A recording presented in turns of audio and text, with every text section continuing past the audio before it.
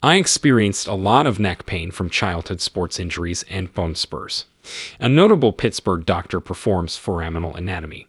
This doctor went in from the front, made a little incision in your neck, and moved your esophagus instead of cutting the rear and fusing your discs. Then he drills bone spurs. This doctor sees patients from around the world, so I had surgery in Pittsburgh. You stayed one night in the hospital. After returning to North Carolina, I had a severe heart attack in bed at 11 o'clock p.m. 4 days later. Now, my transplant team and I know what happened. I put a blood clot or plaque fragment into my widowmaker. My wife didn't know what was happening. We thought my special needs daughter was suffering a seizure around 11 o'clock p.m. Waking up in the middle of the night causes bewilderment. She noticed me writhing in bed yelling. Pain knocked me out. I have no memory of the ambulance travel. Good thing we were only 3 miles from the hospital. They saw my big heart attack. In the ER, they gave me blood thinners and my wife told them to stabilize me, and I was flatlined for 20 minutes. They tried everything but failed to revive me. They injected adrenaline into my heart, paddle shocked me, and vigorously rubbed my sternum. Not coming back, something kept her working on me. I realized what was happening when another male spirit entered the room and all the puzzle pieces fit together. While Dr. Patel treated me, I heard several times, "Keep working on him. You can save him. Keep going. Keep going. Keep grooming him." It struck me when she was talking to me, so she cried and talked about her father. I knew it was her father motivating her and providing her spiritual force. She had no idea why she worked on me for 20 minutes. She felt driven to keep working on me, even though she didn't hear his voice because I was close to the curtain. I was on the 8th floor of the hospital facing Lake Michigan when a terrible storm hit after 3 months there. 8th floor seems like you're in the sky near the lake.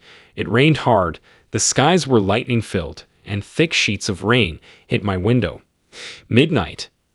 I couldn't sleep, and all of a sudden, it was like all your faults and negative energy came flooding in, and I felt like a magnet sucking them all in.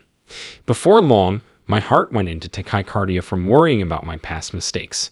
The nurse rushed in and stated, "Your heart shouldn't be tachycardic. What's up?" After giving me medicine, she left again. You get to a point. After 20 years of fighting for my special needs child, I was exhausted. I collapsed because I had various health difficulties. My heart was failing, and my spirit was leaving me.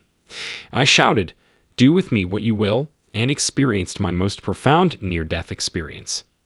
I found myself in the middle of nowhere, which is hard to convey. On a clear day, it's like staring out an aeroplane window at azure skies but seeing nothing. You see everything but nothing. That started my experience. I stood in the middle of nowhere and saw my atrophy body in the bed. I was 174 pounds but had shrunk to 131. I lay there like a skeleton with a heart pump, IVs and wires, so I'm self-critical. While standing in the middle of nowhere, I have the same green hospital gown on, but I'm entire. I wonder, what's happening? What's up? I realized then that I was connected to the universe and its wisdom. All of it. I felt like someone had picked up my grains and thrown them into a fierce wind, spreading me across this boundless, eternal world. It was wonderful because while I was standing there, I felt like all I had to do to answer a question was think about it, and the answer came to me. My 5 senses were absent there. Since my near-death experience, I've read about others, but that area wasn't functional. I couldn't smell, taste, feel, or hear anything. I stood alone in this eternal vastness. Being raised Catholic, I was unhappy that I did not see any divine being, which was unusual because I did not see angels, Jesus Christ, or anything else. But I felt and understood their telepathic conversation, which I sensed, felt, and absorbed. Without words, communication occurs. That was my experience, and the Creator taught me that I am Almighty, the source of divine energy, your true identity, and the power behind all things. While there, I saw sophisticated mathematical equations hanging there and thought, wow, the laws that govern the universe are so simple, so elegant.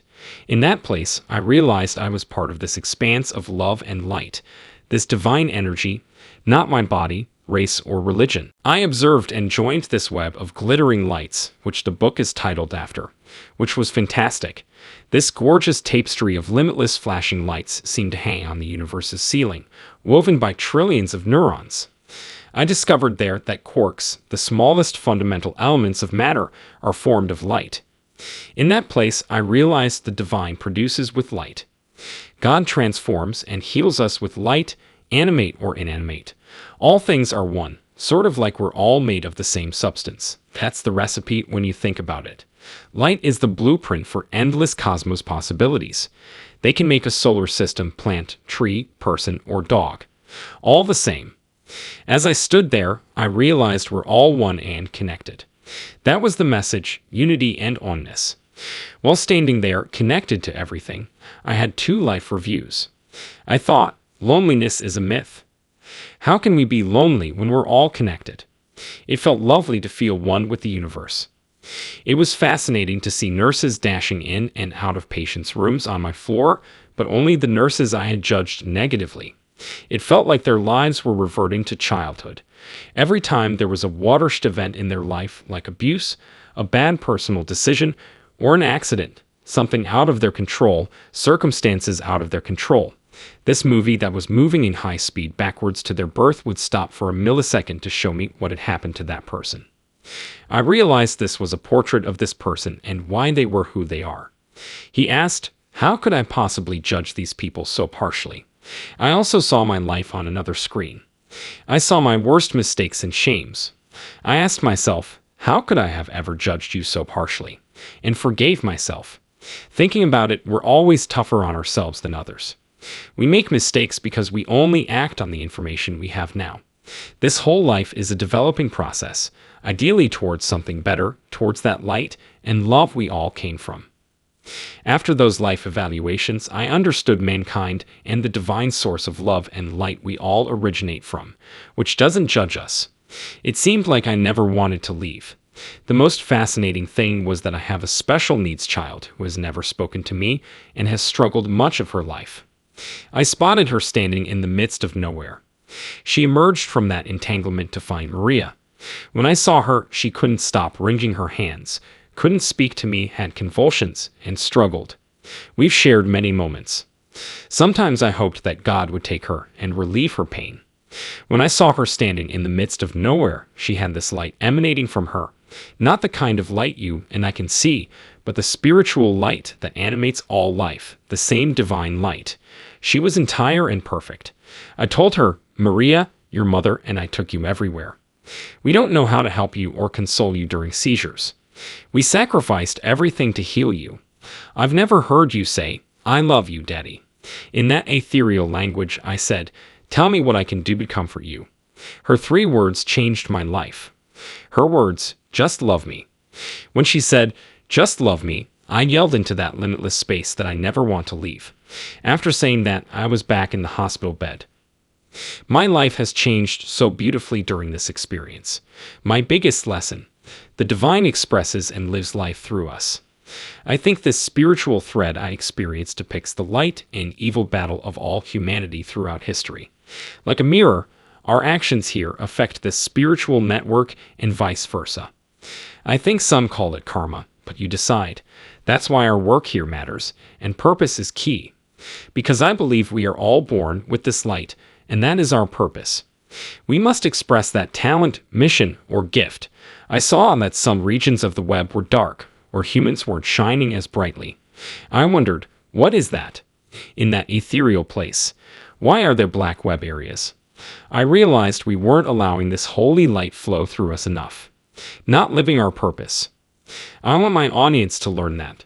I spent 56 years wondering why I was alive. It took death to figure it out. I don't want anyone to suffer that. All originate from God. We can express ourselves with this bright light and live our passion and ambition. We must solve it. We must find our mission because that's when our light, our spark, shines brightest on earth and in the spiritual realm. I wanted to share this message today, and I appreciate you having me.